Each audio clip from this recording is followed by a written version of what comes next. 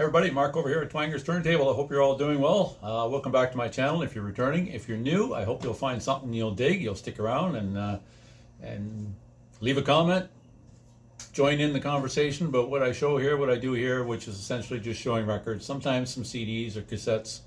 Whatever the video requires me to do, I'm going to do it. Yours truly here at Twanger's Turntable. So yeah, thanks for stopping by. All you returning viewers, like I said, I really do appreciate it. So today I'm just doing another one of my episodes of recent finds, if you will. Episode 9, number 9. Nobody's Vault But Mine, recent pickups. I've been doing this series probably for the better part of 3 or 4 months, and it's taken me a while to catch up, but I can see the light. I'm getting near the end of the ones that I picked up that I haven't had a chance to show. So without further ado, I'm going to get right to it. There's a lot going on in the vinyl community. Some threads and people's birthdays and whatnot I want to jump on and recognize when I get a chance.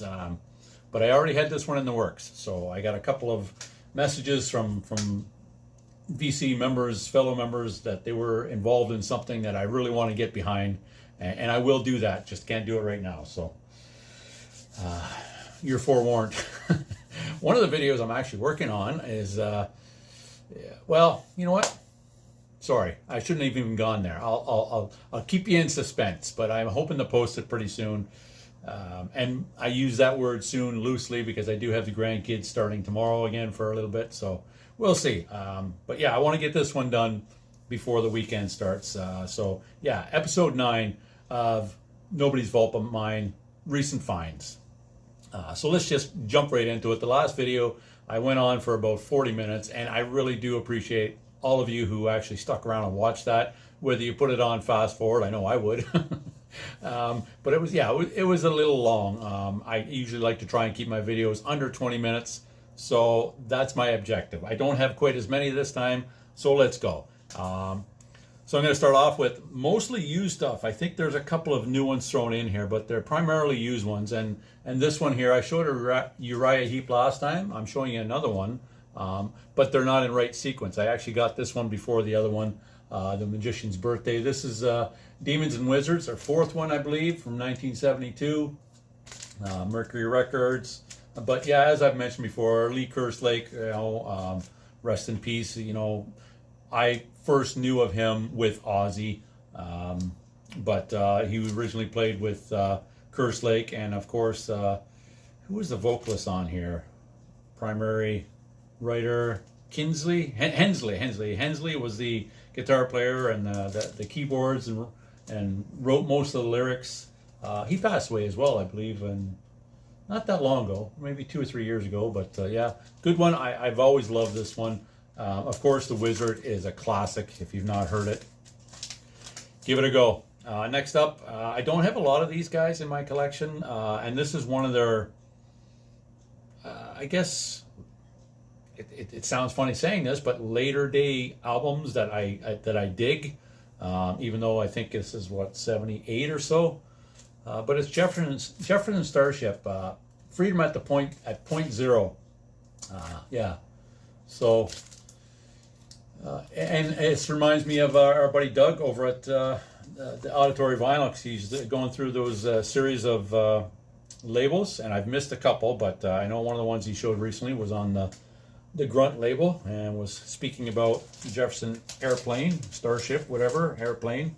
At least in context of what we're talking about now, we're on that label, as you see here. But yeah, probably best known for the big hit on here, Jane, yeah, for sure. Ainsley Dunbar on drums, amazing stuff. He had just left, I think, Journey at this point, and then he went on to, he played with Whitesnake, Frank Zappa. Who else did he play with? Dunbar. Oh, John Mayall in Blues Breakers. Yeah, this is the first one with the new singer Mickey Thomas after Grace Slick had left. But yeah, I don't like a lot of Jefferson Starship, but I do dig this one. This is a pretty good one, so glad to get that one. And typically when I get something that I would, on other instances, maybe pass up in favor of something else, it's because the price is right. So if I see something like that and the price is right, I'll grab it just to have it in my collection, because I do like it enough to spin it periodically. Next up, the Moody Blues, Long Distance Voyager. I remember this one quite well because this is in the wheelhouse of 1981. You know, I'm 13, 14, taking my older brother's records to school because I used to play a noon hour radio station. I used to play songs on the radio, and Gemini Dream was a big one on here. So yeah, and that's actually, let me see here. I lost my train of thought. I was going to say something about that. But anyway, yeah, I used to take this to school all the time and play it on the noon hour radio station that I was involved with, doing DJ stuff. You'd never know it because half the time I can't talk my way through a friggin' video here. But something I used to enjoy doing. So yeah, glad to have that in my collection. I dig the Moody Blues. Some of it anyway. There's certain stuff that doesn't move the meter quite as much, but I do like this one. Of course, it's got that nostalgia factor with it, right? So next up, a Canadian act here. I'm not sure how many of you will be familiar with these guys that are outside of our borders, but a band called Rough Trade, and this is their album Weapons, and this is from what, 83. Carol Pope and Kevin Staples, the 5th album out of their discography on this True North label with the what I always thought was like a mushroom on it, but I guess it's just an arrow pointing true north. It's good shape, this one. Relatively inexpensive, like I say. It's typically the case for stuff that's, honestly, for a lot of stuff that's non-metal or hard rock, unless it's a really inexpensive price, not often am I going to grab it. So yeah, did I say this was their 5th one? This is the follow-up to Shaking the Foundation in 82. They did quite well here regionally or nationally. I always say regionally, it's not regionally, nationally. So I don't know how well they did elsewhere, but it's a good album. One that I had a hard time finding. I had it on my list for a long time, and I finally came across it because I dig mostly everything by these guys, and I showed another one of their albums in my last video as well. Same scenario as it was with the Uriah Heep. I actually got this one before the other one, but the other one I had scored recently, so it was at the top of the pile. But yeah, it's Cheap Trick, one-on-one. And so this is actually the one that doesn't have, oh God, what's his name? Oh, Jesus, I can't remember his name. Oh, I'm drawing a blank. But it's got the new bass player there, Brant. That's why his face is partly covered. Oh shit, I can't remember his name. I feel like an idiot now. But anyway, it's their 6th album. This followed up the one that I actually showed, All Shook Up from 1980. But yeah, and Bunny Carlos, you know, he was always a drummer that really moved the meter for me. As I mentioned many times, I'm sure, usually that's component of the music that really pulls me in, and that was the case for Bunny Carlos. And a great name too, classic, Bunny Carlos. Yeah, glad to have that on vinyl. That one always seems to be relatively hard to find. I don't see that one very often in the wild, so I don't know whether it is the case or not. But next up, Rick Derringer, All American Boy. This is first solo stuff, right? 1973, yeah, first one. So he was with the McCoys, which most would know for the Hang On. Is it Sloopy? Hang On Sloopy. If you saw the YouTube video, you'll probably not forget it, but. Yeah, just passed away here last May. Rest in peace, Rick Derringer. But good stuff, great album. Another band from Ohio, actually, my buddy Gary. But yeah, played a lot with both Edgar and Edgar Winter and Edgar and Johnny Winter. Played a lot with those guys. Good album, really like that. Another one, I think I showed this on a live stream, maybe. No, I didn't. I did a little short with this one, but it's Joe Walsh, But Seriously Folks. And this is the one from 78, his 4th album. This would be after he was with the Eagles by this time. I think probably he joined when? For Hotel California, so that would 76. So this is a couple of years later. His first solo since, what, 74? But yeah, it followed the So What from 74. And on this one, he's actually got, I think, Don Henley, Don Felder, some of the boys, Timothy Schmidt, I think, joined him on this one. Who else was on here? Glenn Fry, I think, was on here as well. I'm trying to look, but they're all credited to Joe Walsh Show. But I believe those guys do appear on here. Next up, Talking Heads. I do like Talking Heads, so This is more songs about building and food. From what? This is their second? Yeah, their first was 77, so this says 1978, so this had to be their second. That's the follow-up to their debut, which is just called Talking Heads 77. Funny enough, I like a lot of the Talking Heads. I know it kind of falls into that new wave type of music, but I dig a lot of that stuff. Glad to have that one on vinyl. I think I've got probably 4 or 5 of theirs now. Next up, this is one that, again, was pretty inexpensive and I think I've only got this one and the one that preceded this, and that's all I need by these guys. And my wife really digs this, and so sometimes we put it on here, and we're chilling with some old 80s music, but it's Tears for Fears. What is it? Songs from the Big Chair. So this would be best known for what? Shout, Everybody Wants to Rule the World, of course. Those are probably the only two that I'd really be familiar with. Oh, Head Over Heels, I guess I know that one. But yeah, from 1985. The one that came before this would have been 82, 83, the Hurting. I really dig that tune off there, Pale Shelter. That's the one I remember hearing when I was in the junior high days, the dances and stuff. So this would have came out when I was in high school. So I, at the time, would have not been into these guys at all. So I only know the songs that were popular, and only very little do I actually know them. I know of them. So I just thought I'd grab it. It was relatively inexpensive, like I say. Next one, this one I am very familiar with, and it's Max Webster, of course, Kim Mitchell, another Canadian act up here in the north. Universal Juveniles. This came out in 1980. This followed up the A Million Vacations, which is an album I really dug. Another one I used to take to my school all the time and play during the noon hour. Yeah, Kim Mitchell, Gary McCracken, the drummer for Max Webster, was actually pretty good pals with Neil Peart from Rush, and they really actually pushed each other a lot. They used to tour a lot, and Neil has said that many times. Is Gary McCracken actually was an inspiration, as they both were to each other, and so it's just good, straightforward rock, hard rock, if you will. But yeah, if you've not heard of Max Webster, check him out, and his solo stuff too. Kim Mitchell, the lead guitarist, vocalist. So really good stuff.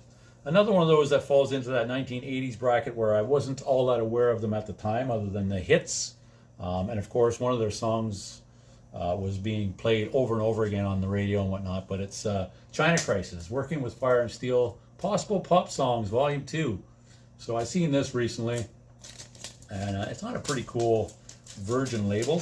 I like the color black vinyl the best, but I like these colorful labels as well. So just adds a little color. So that's a one I'm not all that familiar with, but I do know the popular song off here, and I guess that would have been Working with Fire and Steel. That would have been the big one, as far as I know. There might have been others, but yeah, 1983. This one. Next up, another artist I'm quite familiar with, and I do actually dig a lot of her stuff. So yeah, it's Pat Benatar. Get Nervous, 1982.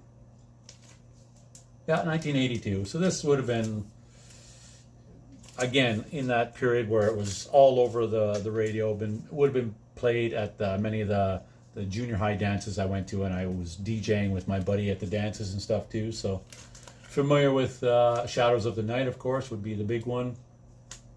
What else is on here that some of you may recognize?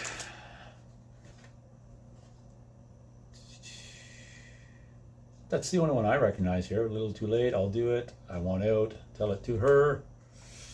Shadows of the Night, that's the big one. Looking for a Stranger, Anxiety, Fight It Out. So those ones don't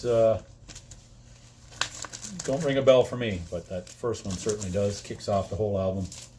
And then to follow that up, the tour that followed that album, Live from the Earth, Pat Benatar. So yeah. She does a lot of her most popular ones on here. Fire and Ice, Looking for a Stranger, I Want Out, We Love for Love, Hell is for Children. That's a good rocker. And a great version on here, the live version. Hit Me With Your Best Shot, Promises and Dart, Heartbreaker, Love Is a Battlefield, Lipstick Lies, yeah. So all her big hits and most popular tunes are on here for sure.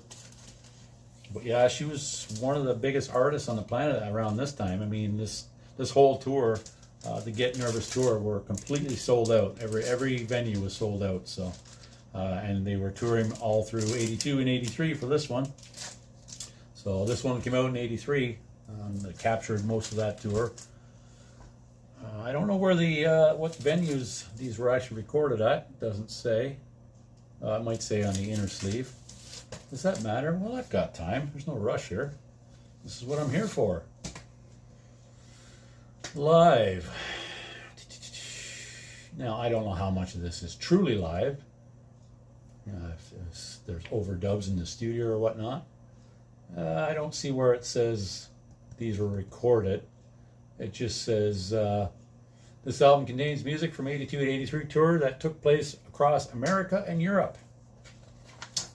Is there any mention of the venues? I don't see any mention of the venues, but I'm not going to spend any more time on that. If you dig Pat Benatar and you dig live albums, then I would recommend this one because I think it's a good live album by Pat Benatar. Okay, so next up, one that I really wanted for a long time, and it's rare to find, or at least for me. I don't know if it's rare to find. I actually don't go to a lot of the mom and pop stores and dig through crates as much as I see many of my fellow VC members talk about. I certainly don't get a chance to do it much, but when I did, I found this one, and I may have shown this on a live stream. I don't do very many of those either. I thought I might, but I don't know. We'll see. But Sonic Temple. There's a lot of big tunes on here that people would be familiar with. Firewoman. American Horse is a great tune. Eddie, Ciao Baby.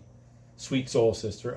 To me, every song on here sounds like it was a hit. It's like a greatest hits, reading off the songs on here. But listened to this a lot back in the day. So I think Electric is probably still my favorite. Although I really love.